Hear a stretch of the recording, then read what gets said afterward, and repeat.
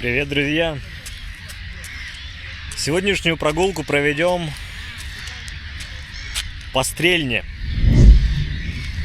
Поселок, город Стрельна является частью Санкт-Петербурга. И начинаем от береговой зоны, так что ли назовем, улица Портовая, набережная, здание яхт-клуба, санатория Стрельня Кировского завода. На берегу установлен памятник под названием «Царская прогулка». В памятнике участвуют Петр I и Екатерина I, две борзые, карлик, ну и стул для фотографирования вас.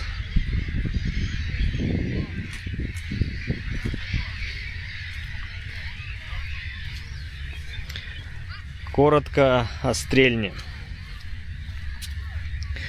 Стрельна, а на конце, довольно большой поселок, расположенный на южном берегу Финского залива. Его название происходит от наименования шведской мызы, усадьбы, располагавшейся там когда-то, Стрелнахов. Она получила это имя от речки Стрелки. Примечательно то, что изначально Петр I хотел устроить здесь что-то вроде русского Версаля.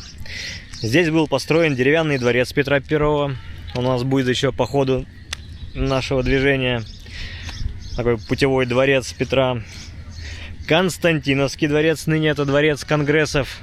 Территория Константиновского дворца — это все, что у нас по левую руку за забором. Отсюда, из-за заборов, из-за деревьев, Константиновский дворец нам виден не будет, но я подставлю фотографию. Ну и был заложен парк в этой местности. Ну и первое, что вас встретит при подъезде к славной Стрельне, это Константиновский дворец. Памятник архитектуры 18 века, который является парково-дворцовым ансамблем.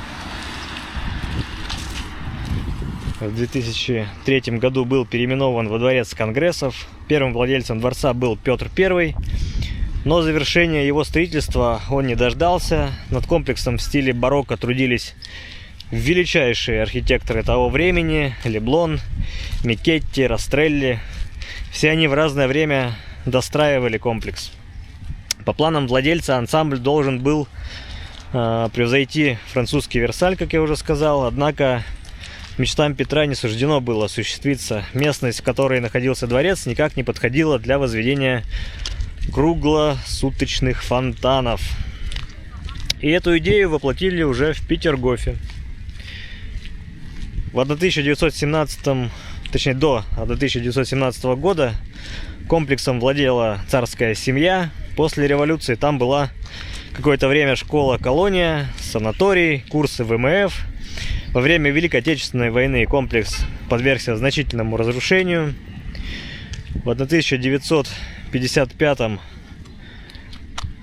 после восстановительных работ здесь открылось Арктическое училище, и просуществовало оно до 1990-х годов. Но вот к 300-летию Петербурга были проведены значительные реставрационные работы, появились новые здания, сооружения. Ну и на сегодня комплекс находится на балансе управления делами президента. Сегодня там проводятся крупнейшие саммиты и встречи. Чтобы попасть внутрь на экскурсию, надо там заранее записываться. Самостоятельно осмотреть у вас не получится. Расскажу об этой местности, по которой мы сейчас идем. Это профилакторий Кировского завода был. построен в конце 60-х, начале 70-х годов.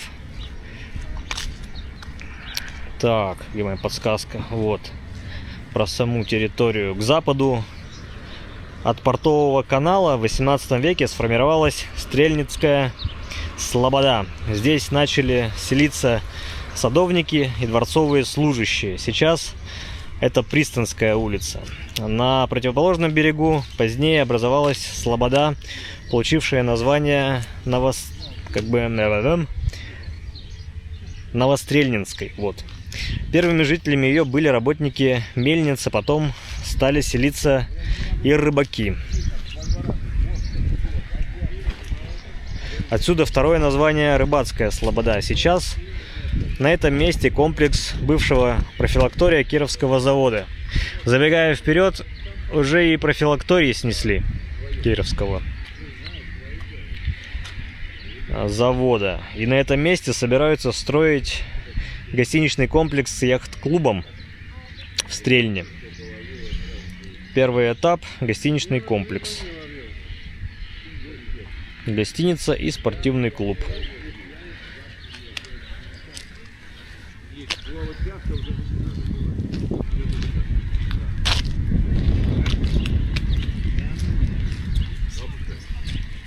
Так, то что-то ребята пауком ловят.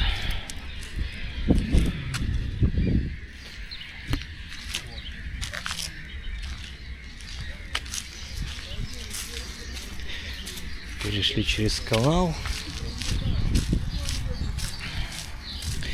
И впереди нас будет ждать на берегу канала часовня во имя святителя Николая Чудотворца. Сейчас мы уже через пару минут к ней подойдем. Николай Чудотворец, покровитель всех плавающих и путешествующих. Часовня была установлена более 100 лет назад по просьбе общества осташковских рыбаков. Год завершения строительства точно неизвестен, но предположительно 1910-13 годы. Часовня примечательна тем, что на данный момент это единственное уцелевшее здание из монолитного железобетона. С 1932 года часовня прекратила свою работу и использовалась как склад. Открытие освещения часовни произошло лишь в 1995 году.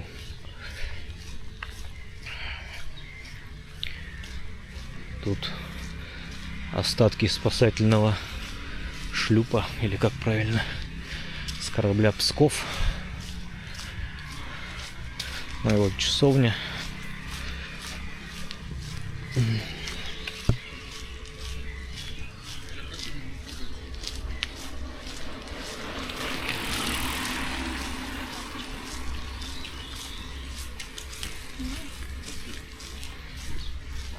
С какой-то информацией. Лавочка. Крест памяти святых новомучеников в Стрельне, убиенных в 1918 году.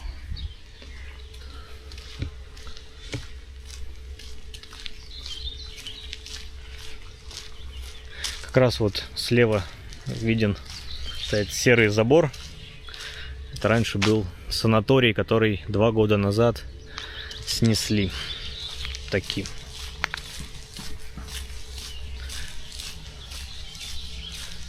Да.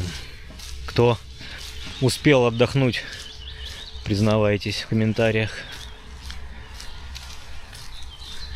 Или, по крайней мере, кто бывал здесь, в Стрельне, выходил на набережную, проходя мимо этого санатория, и сейчас от этой информации в шоке.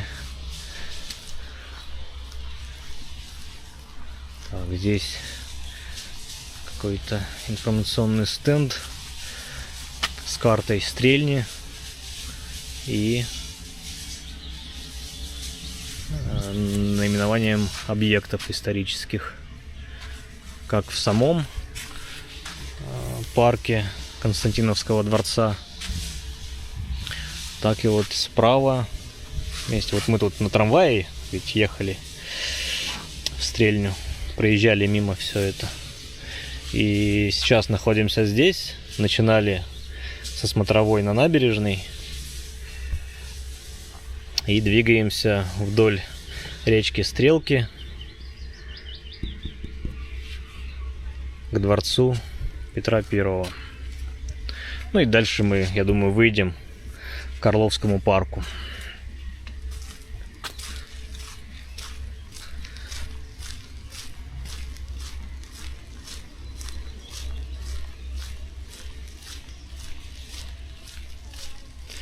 Мы пока идем до дворца Петра I, расскажу про дворец. Впервые Петр I побывал в Стрельне в 1706 году. Исход Северной войны еще не был решен, шведы не смирились с потерей этих земель, а значит, в любой момент можно было ожидать нападения. Было рано обживать эти места, но после победы в Полтавской битве Петр I решил заняться благоустройством окрестностей будущей столицы Российской империи, и на южном берегу Финского залива обустраивается Стрельна. Старопетерговская дорога возникла в ходе Северной войны для доставки строительных материалов и рабочей силы к Оренбауму и городу Кронштадт. Вдоль нее Петр стал раздавать участки, земли под обустройство загородных резиденций. Самая ранняя по времени созданная постройка в Стрельне – это путевой дворец Петра I. Его начали строить в 1710-х годах в преддверии работ по созданию большого ансамбля. Дворец предназначался для отдыха императора во время его поездок, поэтому его называли путевым. Около дворца был устроен пруд, фруктовый сад с оранжереями, пасека с ульями и огород. Считается, что первоначально Петр посадил картофель именно в Стрельне. Кроме плодовых деревьев, в садике были устроены грядки с душистыми травами, пряные и лекарственные растения соседствовали с овощными культурами. Это была еще одна традиция, которую Петр позаимствовал у голландцев. Сруб дворца сделали из крепких бревен и обшили тесом, углы обработали рустом, а окна украсили резными наличниками. Стекла больших размеров в то время еще не умели делать, поэтому мелкая растекловка не декоративное, а рациональное решение.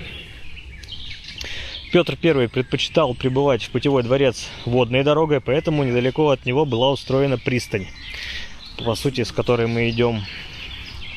Чертежей первого дома и имени его автора не сохранилось. И в 1719-20-х годах дворец перестроили по распоряжению царя. Появились мыльная со светлицей и мезонин. Здание получило балкон, поддерживаемый тосканской колоннадой. Крышу украшали балюстрадой, и по преданию ее балясины вырезал сам Петр на токарном столе или станке. Комнаты были скромно обставлены, без резьбы, позолоты, узорчатого паркета. Стены были затянуты недорогими тканями, точнее не тканями, а обоями простыми. Украшением служили только облицованные израстами фигурные печи и шпалеры, картины и зеркала на стенах. В верхнем зале были собраны карты уездов и гравюры видов городов России. Во время приезда Петра его кабинет становился местом, где решаются все важнейшие вопросы. Царь принимает докладчиков, отдает распоряжения, ведет переписку. В гостиной царь встречается с гостями или пил кофе в одиночестве. Но даже в комнате для отдыха у Петра было все, что ему необходимо для работы. Гостиную со спальней соединяет проходная. Картины Петр считает главным украшением дома и в большом количестве привозит их для своих дворцов. Многих поражает печка с открытой топкой. камин. Камин во дворце Петру захотелось иметь для уюта, а не для тепла. В Европе они символизировали семейный очаг. К тому времени, как Елизавета Петровна стала императрицей, деревянный дворец совсем обветшал. Она поручает своему любимому зодчему Растрелли возглавить строительство в Стрельне. Архитектор прекрасно понимает, как важно сохранить наследие Петра. Путевой дворец строили в спешке, без фундамента. Поэтому Растрелли разбирает царский дом, а потом восстанавливает, следуя прежнему плану. Парадный фасад дворца не изменяется. У дворца было разбито 2 цветника, которые были украшены итальянскими скульптурами. А у подножия дворца был разбит садик, в центре которого было 2 фонтана. Сейчас мы буквально еще пару минут и подойдем к нему.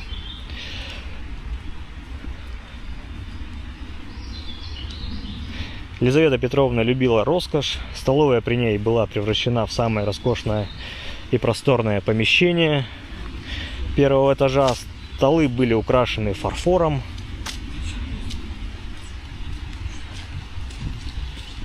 При ней начали во время этих всяких торжеств устраивать и карточные игры, и в рулетку играли. Это как бы неотъемлемой частью было мероприятий. А при Петре любили играть в шахматы, так как Петр сам был любитель поиграть в шахматы, да и вплоть до того, что он сам эти шахматы вырезал, фигурки.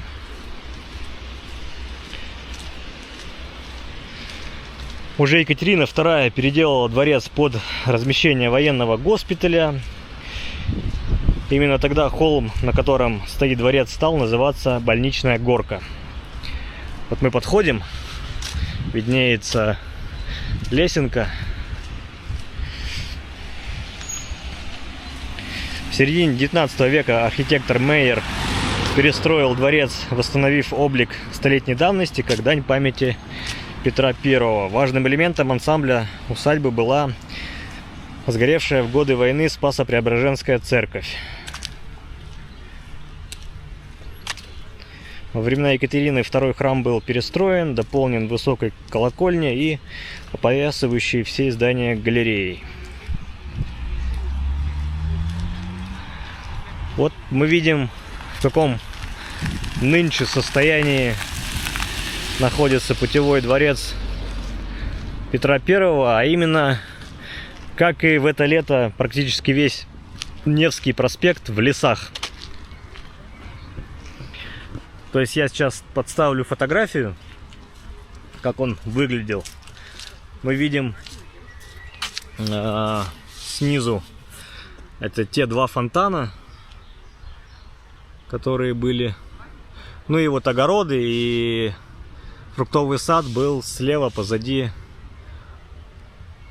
от дворца. Ну а мы идем в сторону Орловского парка, имение графа Орлова.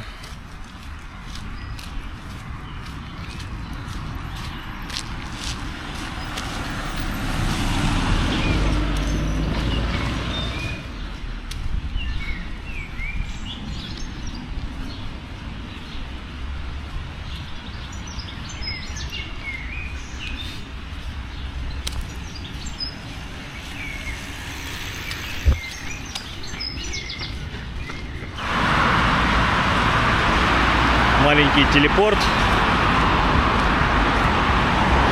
Идем по Орловскому мосту. Справа у нас часть, такая дамба, что ли, правильно назвать. Слева у нас Орловский парк с Орловским прудом. Но пока мы пройдем через жилой массив Стрельни и зайдем в парк через дом привратника. Это такой спойлер.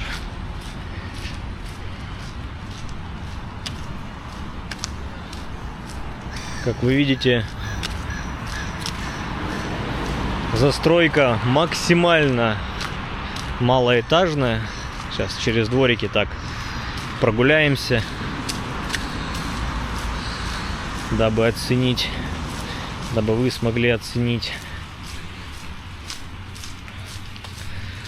Я назову это спокойствие этих мест.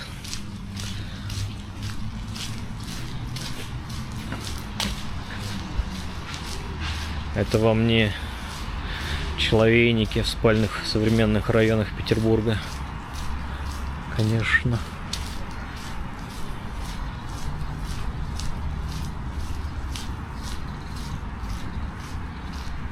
Ну, не все дома такие, естественно. Но масштабы именно такие.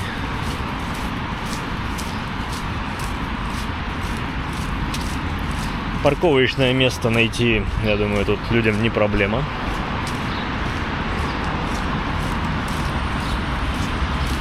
С одной стороны, знаете, вариант типа жить здесь, ездить на машине на работу в город. Ну, наверное, такое. Потому что знаю, как проспект Стачек стоит. Сейчас пик. Что утром надо заехать в город, это проблема. Что выехать потом вечером. Конечно, эту проблему решит ветка метро, которая вроде как строится, коричневая, от Балтийской жемчужины. В принципе, можно только до Балтийской жемчужины потом доезжать и садиться на метро. Но пока ближайшее метро — это Автово, Ленинский, проспект Ветеранов.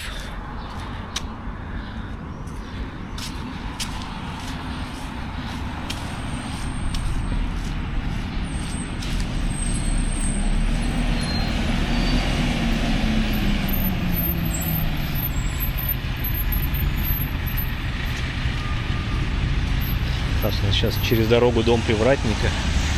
Надо сейчас найти, как перейти дорогу.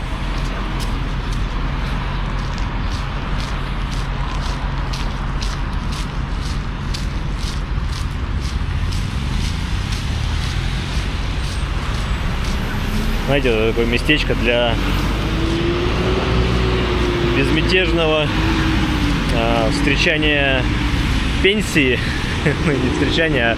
В общем, местечко для пенсионеров и мамочек с колясками, как бы, ко всем, ну, с уважением, но факт его величества остается. То есть не для активной жизни абсолютно. Наверное, проблемки будут с кафешками, с какими-то развлечениями, с кинотеатрами. Это надо будет в город ездить. Но если вы уже никуда не торопитесь, то это ваш выбор. Вот у нас через дорогу там ждет уже дом Привратника. Домик расположен на въезде в усадьбу Орловскую. Наверное, скажу про Орловскую усадьбу сначала. Да? Бывшая усадьба графа Орлова, ныне Орловский парк. Здесь же расположен пруд с одноименным названием. И во времена Петра I он носил название заводского пруда из расположенных рядом кирпичных заводов. Изначально этот пруд предполагалось использовать для питания фонтанов, но их не построили, а пруд остался. Ну и его-то облюбовал Алексей Орлов. Рядом с ним появилась Орловская усадьба. К сожалению, усадьба во времена Великой Отечественной войны была разграблена и полностью разрушена. Но сегодня можно прогуляться по парку и все-таки про это сооружение пару слов. После революции в нем, в этом здании, располагалась милиция. В подвалах были камеры предварительного заключения. Внешняя отделка выполнена туфом. Во времена войны дом постигла та же участь, что и многие строения в Стрельне. Так, я тут пока вокруг похожу его.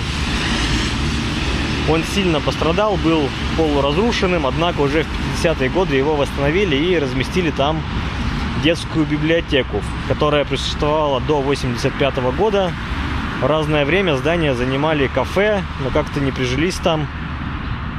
И сейчас все похоже на то, что тут было кафе, но уже тоже как будто бы съехало.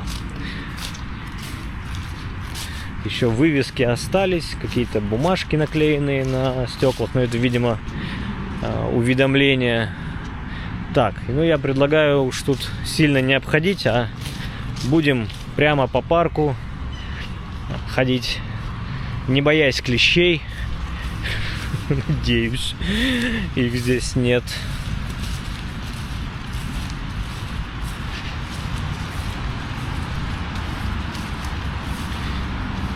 Я не наберу полные кроссовки воды.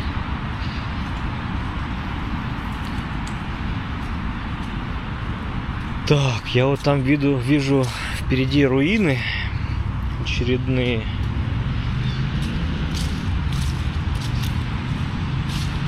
Да, там башня руина.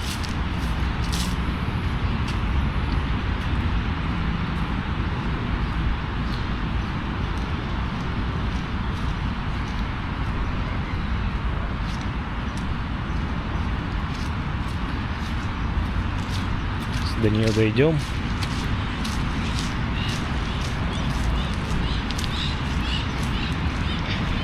Что пишут? Башня в Орловском парке тоже была частично разрушена во время войны, но в 16 году ее восстановили.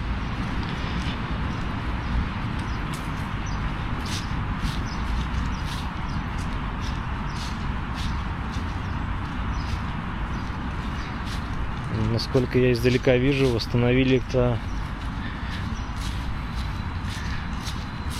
как-то по-бутафорски. Сейчас воочию сами все увидим.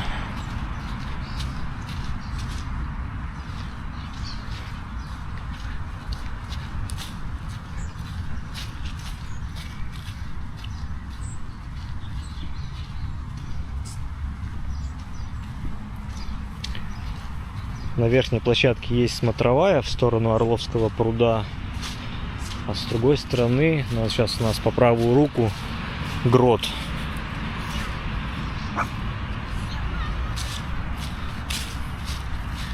На смотровую как раз сейчас поднимемся.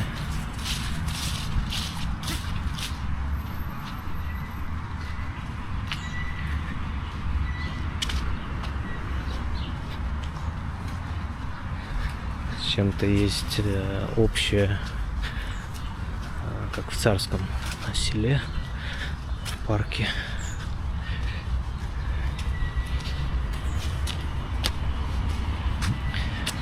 Сначала смотровую, но вот тут я что-то, видимо, зря надо было снизу начать,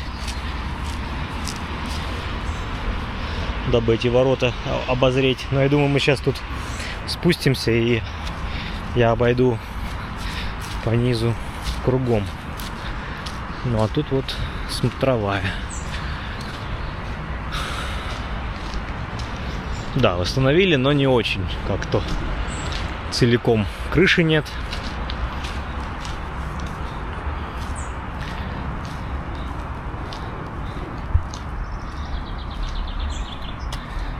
Зато есть смотровая на парк.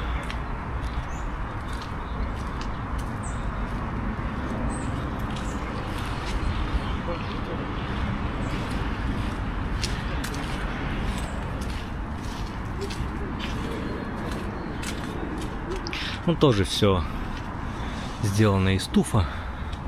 Такой пористый камень.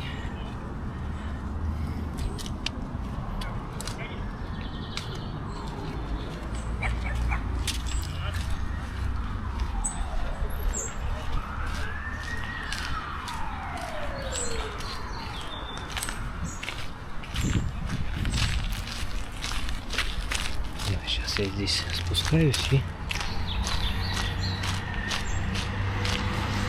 буду обходить кругом.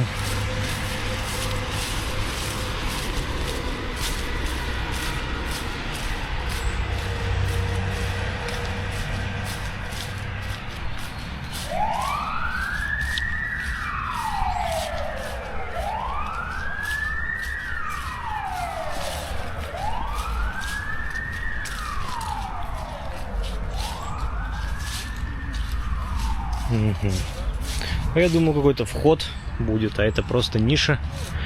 Возможно, какой-нибудь памятник предполагалось тут а-ля древнегреческий устанавливать. Ну и такая замечательная, практически высеченная в камне лестница. Так, следуем дальше вокруг. Башню оббегаем.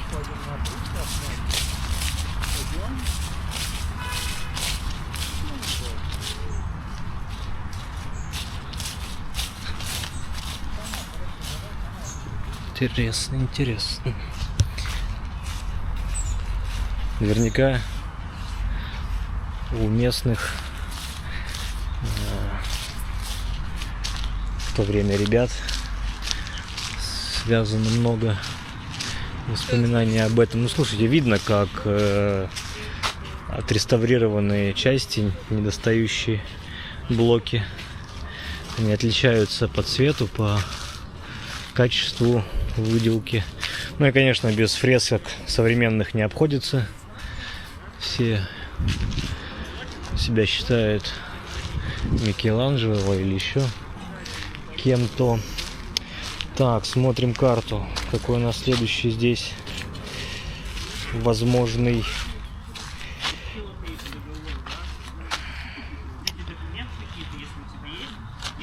пойдемте в эту сторону. У нас там должен быть туфовый мостик, ведущий на остров Любви.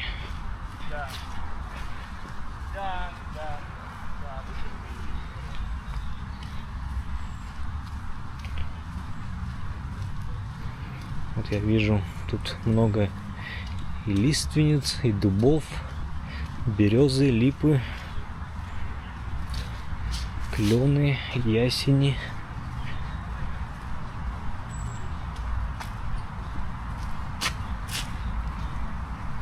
Где-то в парке еще колодец есть таинственный.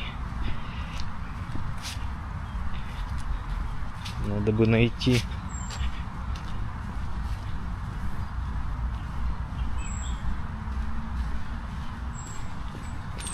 Вот и мостик.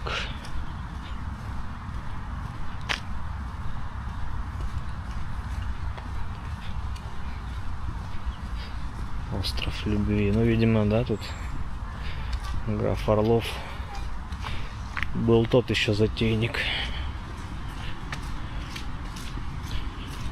Он же там был фаворитом Екатерины II какое-то время.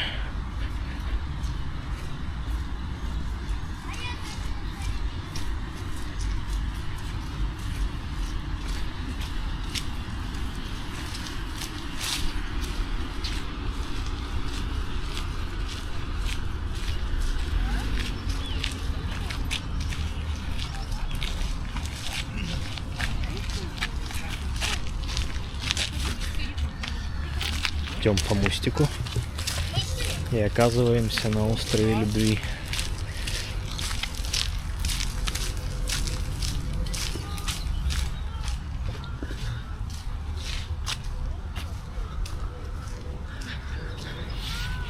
На противоположном берегу Орловского пруда уже видны современные постройки, чьи-то дачи, коттеджи.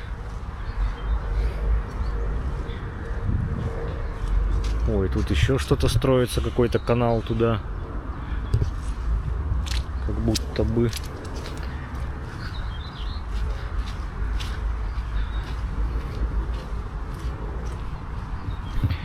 Друзья, вот такая стрельня моими глазами.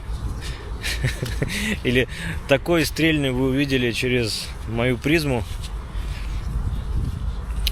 я, да, отношусь к этому не как к городу, а как к какому-то парковому ансамблю. Жалко, что, конечно, нельзя попасть в парк у Константиновского дворца. Ну, тут мы все понимаем, каковы причины. Жалко, что не увидели во всей красе путевой дворец Петра Первого. Он на реставрации. Но приобщиться к духу того времени, походить по этим тропам, по которым, возможно, когда-то ходил и сам Петр, можно и нужно, почему нет? Ну не в городе же сидеть, не Невским единым, как я говорю. Поэтому, если вам уже все, не то чтобы там все надоело, но все уже в городе видели, и в очередной раз по традиции приезжайте в Петербург, давайте ездить за город. Есть, ну, опять же, как по мне, истоптанное Царское Село, не умаляя всех его достоинств, Петергоф, опять же, прекраснейшее место. Но есть и не менее качественные и знаковые места Петербурга, его пригородов, которые можно для разнообразия посетить. Одно из таких мест – это Стрельна. За моей спиной в очередной раз невидимый Константиновский дворец. Ну а с вами был я. Лайки, подписки. Это помогает мне, моему каналу продвигаться, развиваться, за что я вам говорю большое спасибо. Всего доброго. До скорых встреч.